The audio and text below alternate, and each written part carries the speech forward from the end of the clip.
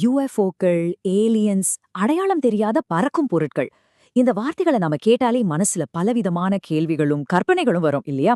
பல வருஷங்களா இது ஒரு முடிவே இல்லாத விவாதமா போயிட்டு இருக்கு. ஆனா இப்போ ஒரு பெரிய அரசியல் அறிவிப்பு வந்திருக்கு. அது இந்த முழு விஷயத்தையும் மறுபடியும் உலகமே பேசுற அளவுக்கு மாத்திருக்கு. இது அரசாங்கத்தோட ரகசியங்கள், மறைக்கப்பட்ட உண்மைகள், அப்புறம் இந்த பிரபஞ்சத்தோட ஆழமான மர்மங்கள் பத்தி புதுசு புதுசா பல கேள்விகளை எழுப்பியிருக்கு. வாங்க, இந்த ரொம்ப சுவாரஸ்யமான, அதே சமயம் கொஞ்சம் சிக்கலான கதைக்குள்ள நாம இன்னும் ஆழமா போய் பார்க்கலாம். பாருங்க, முன்னாள் அமெரிக்க அதிபர் டொனால்ட் ட்ரம்ப் என்ன சொல்லியிருக்காருன்னா, ஏலியன்ஸ், யுஎஃப்ஓக்கள் சம்பந்தப்பட்ட எல்லா அரசாங்க ஃபைல்ஸையும் பொதுமக்களுக்கு வெளியேடுறதுக்கு உத்தரவு போட போறதா ஒரு வாக்குறுதி கொடுத்திருக்காரு. இவ்ளோ பெரிய ஒரு பதவியில இருந்த ஒரு நபர் இப்படி ஒரு அதிரடியான அறிவிப்பை வெளியிடும்போது அது இயல்பாகவே உலக அளவுல ஒரு பெரிய அலையை கிளப்பும் இல்லையா? இந்த ஒரு அறிவிப்பு நம்ம எல்லாரையும் ஒரே ஒரு முக்கியமான கேள்வியை கேட்க வச்சிருக்கு. சரி, அந்த கேள்வி இதுதான். ஏன் இப்போது? பல வருஷங்களா, ஏன் பல பத்தாண்டுகளா ரகசியமா வைக்கப்பட்டிருந்ததா சொல்லப்படுற இந்த கோப்புகளை இப்ப திடீர்னு வெளியிடணும்னு ட்ரம்ப் ஏன் முன்வரணும்? இது உண்மையிலேயே எல்லாத்தையும் வெளிப்படையா காட்டணுங்கிற ஒரு நேர்மையான முயற்சியா, இல்ல இதுக்கு பின்னாடி வேற ஏதாவது ஒரு அரசியல் கணக்கு இருக்கா? இந்த கேள்விக்கு பதில் தேடணும்னா நாம அரசியல் போட்டி, ஏரியா 51ன்னு சொல்ற அந்த மர்மமான ராணுவ தளம், அப்புறம் பல வருஷங்களா நீடிச்சிட்டு இருக்கிற அந்த மர்மமான பார்வைகள்னு ஒரு பெரிய சிக்கலான வலைக்குள்ள போக வேண்டியிருக்கு. இந்த கதையை நாம முழுமையா புரிஞ்சுக்கிறதுக்காக இது ஒரு 5 முக்கிய பகுதிகளை பிரிச்சு பார்க்கலாம். முதல்ல ட்ரம்ப் ஏன் இந்த உத்தரவை போட்டாரு, அதுக்கு பின்னாடி இருக்கிற அரசியல் என்னன்னு பார்ப்போம். ரெண்டாவதா இந்த யுஎஃப்ஓ பார்வைகளோட நீண்ட சுவாரஸ்யமான வரலாற்றை கொஞ்சம் திரும்பி பார்ப்போம். மூணாவதா இந்த எல்லா மர்மங்களுக்கும் மையப்புள்ளியா இருக்கிற ஏரியா 51ஓட புதிரை ஆராய்வோம். நாலாவதா உள்ள இருந்து தகவல் சொன்னதா சொல்லிக்கிற சில பேர் உண்மையை சொல்றாங்களா இல்ல ஏமாத்துறாங்களான்னு அலசி ஆராய்வோம். கடைசியா இவ்ளோ நடந்த பிறகும் இந்த நீடித்த மர்மம் இன்னைக்கு என்ன நிலைமையில இருக்குன்னு பேசி முடிப்போம். சரி, வாங்க பகுதிக்குள்ள போகலாம். இந்த ட்ரம்போட அறிவிப்புங்கிறது தனியா நடந்த ஒரு விஷயம் கிடையாது. இது ஒரு பெரிய அரசியல் சதுரங்க ஆட்டத்தோட ஒரு மாதிரி தான் தெரியுது. உண்மைய சொல்லப்போனா, இதுக்கு முன்னாடி அதிபரா இருந்த பாரக் ஒபாமாவோட ஒரு ஸ்டேட்மெண்ட்டுக்கு நேரடியான, நல்ல திட்டம் போட்ட பதிலடியா இருக்கு. இந்த அரசியல் போட்டிக்கு பின்னாடி என்ன இருக்குன்னு நம்ம புரிஞ்சுக்கிட்டாதான் இந்த உத்தரவோட உண்மையான நோக்கம் என்னன்னு நமக்கு தெரிய வரும். இத கேக்கும்போது ஏதோ சாதாரணமா ஒரு கருத்து சொல்லிருக்காருன்னு தோணலாம். ஆனா இதுக்கு பின்னாடி ஒரு முக்கியமான விஷயம் இருக்கு. ஒபாமா சும்மா ஏதோ பேசிடல. பல வருஷத்துக்கு முன்னாடியே இந்த டாபிக்ல அவர் ஒரு விதமான அதிகாரப்பூர்வ நம்பகத்தன்மைய உருவாக்கி வச்சிருந்தாரு. அதனால அவர் ஏலியன்ஸ் பத்தி பேசும்போது மக்கள் அது ரொம்ப சீரியஸா எடுத்துக்கிட்டாங்க. இதுதான் ட்ரம்போட பதிலுக்கு ஒரு முக்கிய தூண்டுதலா அமைஞ்சுது. பாருங்க, 2013ல தான் ஒரு பெரிய விஷயம் நடந்துச்சு. பல பத்தாண்டுகளா அமெரிக்க அரசாங்கம் ஏரியா 51ன்னு ஒரு இடமே இல்லைன்னு திரும்ப திரும்ப சொல்லிட்டு இருந்துச்சு.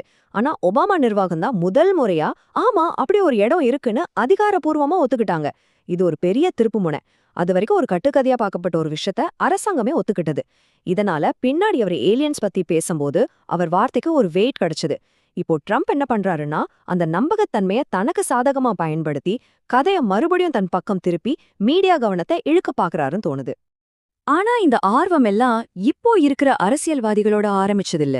பூமிக்கு வெளியில வேற எங்கேயாவது உயிரினங்கள் இருக்குதாங்கிற கேள்வி மனுஷங்க கேட்க ஆரம்பிச்ச ரொம்ப பழமையான கேள்விகள்ல ஒண்ணு.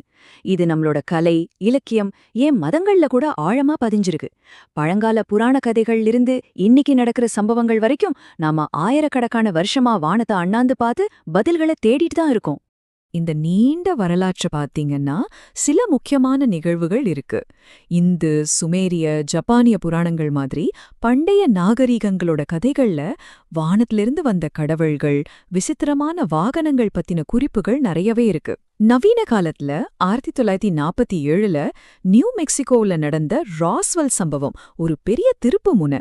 ராணுவமே முதல்ல அத பறக்கும் தட்டுன்னு சொல்லிட்டு அப்புறம் இல்ல அது வானிலை பலூன்னு மாத்தி சொன்னது ஒரு பெரிய சந்தேகத்தை உண்டாக்கிச்சு. அதுக்கப்புறம் 1961ல பெட்டி மற்றும் பார்னி ஹில் தங்களை ஏலியன்கள் கடத்தித்ததா சொன்னது இந்த ஏலியன் கடத்தல்ங்கிற ஒரு கான்செப்டையே ரொம்ப பிரபலமாக்கிச்சு. கடைசியா 1960கள்ல அமெரிக்க விமானப்படையே ப்ராஜெக்ட் ப்ளூ புக்னு ஒரு ப்ராஜெக்ட் ஆரம்பிச்சு ஆயிரக்கணக்கான யுஎஃப்ஓ புகார்களை விசாரிச்சுச்சு. அதுல பெரும்பாலானவற்றுக்கு விளக்கம் கொடுத்துட்டாலும் சிலது மட்டும் இன்னும் மர்மமாவே இருக்குன்னு சொன்னாங்க. இந்த நிகழ்வுகள் எல்லாம் பொதுமக்களோட நம்பிக்கையையும் அரசாங்கத்தோட ரகசியத்தையும் ஒரே நேரத்துல வளர்த்துச்சு. இந்த எல்லா மர்மங்களுக்கும் சந்தேகங்களுக்கும் தியரிகளுக்கும் சென்டர் பாயிண்டா ஒரு இடம் இருக்குன்னா அது ஏரியா 51 தான். நெவாடா பாலைவனத்தோட நடுவுல இருக்கிற இந்த டாப் சீக்ரெட் ராணுவ தளம், அதோட பயங்கரமான பாதுகாப்பு, முழுமையான ரகசியம் காரணமா இன்னைக்கு இருக்கிற எல்லா UFO தியரிகளுக்கும் இதயமா இருக்கு. அங்க உண்மையில என்னதான் நடக்குதுங்கிறது தான் $1 மில்லியன் கேள்வி. ஏரியா 51 பத்தினா அதிகாரப்பூர்வமான உண்மைகளை பார்த்தாலே அதோட மர்மம் இன்னும் அதிகமாகுது. அந்த இடம் பொதுமக்களோட பார்வையிலிருந்து முழுசா மறைக்கப்பட்டிருக்கு.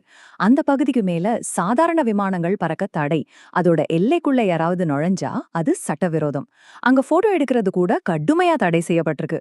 இவ்வளவு ரகசியம் காக்கறதுனால அங்க உண்மையில என்னதான் நடக்குதுங்கிறத பத்தி 2 பெரிய ஆனா முற்றிலும் வேற வேற மாதிரியான கதைகள் உருவாகியிருக்கு. ஒரு பக்கம் பல வருஷமா சினிமாக்கள்லயும் புத்தகங்கள்லயும் நாம பார்த்து வளர்ந்த ஏலியன் கதை, அதாவது விபத்துல சிக்கின UFOக்களையும் அதோட ஏலியன் பைலட்களையும் இங்கதான் ரகசியமா வச்சு ஆராய்ச்சி செய்றாங்கங்கிறது ஒரு பரவலான நம்பிக்கை. இன்னொரு பக்கம் அரசாங்கம் சொல்ற ஒரு யதார்த்தம் இருக்கு. பனிப்போர் காலத்துல U-2, SR-71 பிளாக்பேர்ட் மாதிரி அதிநவீன உளவு விமானங்களை எதிரி நாடுகளுக்கு தெரியாம ரகசியமா டெஸ்ட் பண்ற இடமா ஏரியா 51 இருந்துச்சு. இதுதான் இங்க இருக்கிற முக்கியமான கேள்வி. ஏரியா 51 உண்மையிலேயே ஏலியன்களை மறைக்குதா, இல்ல அந்த ஏலியன் கதையே ஒரு பெரிய மறைப்பு வேலையா? அதாவது தங்களோட ராணுவ திட்டங்களை மறைக்க அரசாங்கம் போட்ட ஒரு திறமையான ஸ்கிரீனா?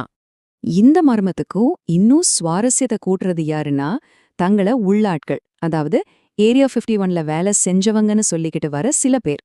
பல வருஷங்களா இவங்க நம்பவே முடியாத கதைகளோட மக்கள் முன்னாடி வந்திருக்காங்க. இவங்களோட கூற்றுகள் அரசாங்கம் கொடுக்கிற அதிகாரப்பூர்வ விளக்கங்களுக்கு நேர் எதிரா இருக்கு. அதனால எது உண்மை எது பொய்ங்கிற கோடு மொத்தமா அழிஞ்சு போயிடுது. இவங்கள ஒருத்தர் தான் பாய்ட் புஷ்மன். இவர் சாதாரண ஆள் இல்ல. லாக்ஹீட் மார்டின் மாதிரி ஒரு பெரிய விண்வெளி நிறுவனத்துல சீனியர் என்ஜினியரா வேலை செஞ்சவர். அவர் இறக்கறதுக்கு கொஞ்ச நாள் முன்னாடி ஒரு பரபரப்பான விஷயத்த சொன்னார்.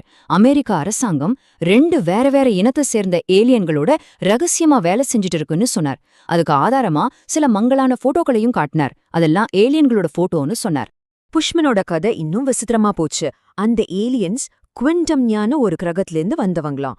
அவங்களோட விண்கலம் ஒளியோட வேகத்தை விட பல மடங்கு வேகமா, அதாவது 48 ஒளியாண்டுகள் தூரத்தை வெறும் 45 நிமிஷத்துல கடந்துரும்னு சொன்னார். 2014 அவர் இறந்ததுக்கு அப்புறம் அவரோட இன்டர்வியூ ஒரு மரணப்படுக்க வாக்குமூலம் மாதிரி இன்டர்நெட்ல வைரல் ஆச்சு. இது அவர் சொன்ன விஷயங்களுக்கு ஒருவித நம்பகத்தன்மைய கொடுத்துச்சு. ஆனாலும் அவர் காட்டின போட்டோக்கள் உண்மையா இல்லையான்னு இன்னைக்கு வரைக்கும் யாராலையும் உறுதியா சொல்ல முடியல. இந்த வரிசையில ரொம்பவே பிரபலமானவர் பாப் லெசார். 1980கள்ல அவர் ஏரியா 51க்கு பக்கத்துல S4ன்னு ஒரு ரகசிய இடத்துல ஒரு இயற்பியலாளரா வேலை செஞ்சதா சொன்னாரு. அவரோட வேலை என்னன்னா, ஏலியன் விண்கலங்களோட கிராவிட்டி இன்ஜின்களை புரிஞ்சுக்கிட்டு அதை ரிவர்ஸ் இன்ஜினியரிங் செய்யறதுதான். அந்த விண்கலங்கள் எலிமெண்ட் 115 அப்படின்னு ஒரு நிலையற்ற மர்மமான தனிமத்தை வச்சு இயங்குனதா அவர் சொன்னது UFO வக்காரத்துல ஒரு பெரிய தாக்கத்தை ஏற்படுத்துச்சு. ஆனா லெசாரோட கதையில ஒரு முக்கியமான விஷயம் இருக்கு. அது கொஞ்சம் சந்தேகத்தை எழுப்புது. அவர் இந்த நம்பவே முடியாத கூற்றுகளை வெளியிட்ட அதே சமயத்துல தன்னோட அனுபவங்களை வச்சு ஒரு வெப் சீரிஸையும் விளம்பரப்படுத்தினார். அந்த சீரீஸ் அப்புறமா நெட்ஃபிளிக்ஸ், அமேசான் பிரைம் மாதிரியான பெரிய OTT தளங்கள்ல கூட வந்துச்சு. புஷ்மன், லெசார் மாதிரி ஆட்களோட கதைகள் இந்த மர்மத்துக்கு சுவாரஸ்யத்தை கூட்டுதுதான். ஆனா உண்மையான தகவல்களை தனிப்பட்ட விளம்பரத்திலிருந்தும் பண நோக்கத்திலிருந்தும் பிரிச்சு பார்க்கறது எவ்வளவு கஷ்டங்கிறதையும் இது நமக்கு தெளிவா காட்டுது. ஆக இவ்வளவு வரலாற்று நிகழ்வுகள், சாட்சிகள், சந்தேகங்கள் எல்லாத்துக்கும் அப்புறம் நாம மறுபடியும் ஆரம்பிச்ச இடத்துக்கே வர்றோம். அதாவது இன்னைக்கு இருக்கிற நிலைமைக்கு. ட்ரம்போட இந்த உத்தரவு பல வருஷ கேள்விகளுக்கு ஒரு வழியா பதில் கிடைச்சிருங்கிற ஒரு நம்பிக்கையை கொடுக்குது.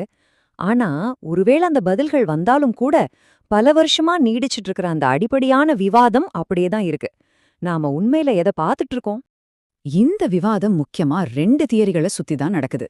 ஒன்னு மறைப்பு கோட்பாடு, அதாவது அரசாங்கம் வேற்றுக்கிரகவாசிகளோட தொடர்புல இருக்கு, அவங்களோட டெக்னாலஜிய கையில வச்சிருக்கு, ஆனா அந்த உண்மைய நம்மகிட்ட இருந்து மறைக்குதுங்கிறது.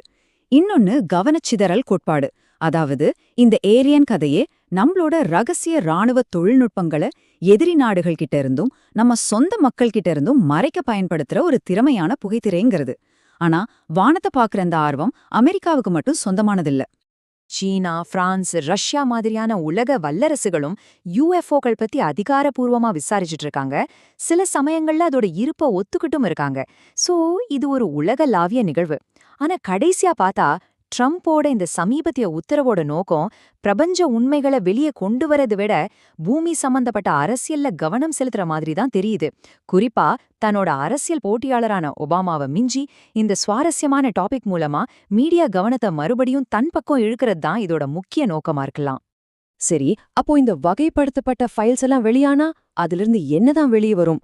விண்வெளியோட ஆழத்திலிருந்து வந்த உயிரினங்களோட மறுக்க முடியாத ஆதாரமா, இல்ல நம்ம பாலைவன ரகசியங்கள்ல உருவாக்கப்பட்ட நம்ம சொந்த அதிநவீன தொழில்நுட்பங்கள் பத்தின கூடுதல் விவரங்களா?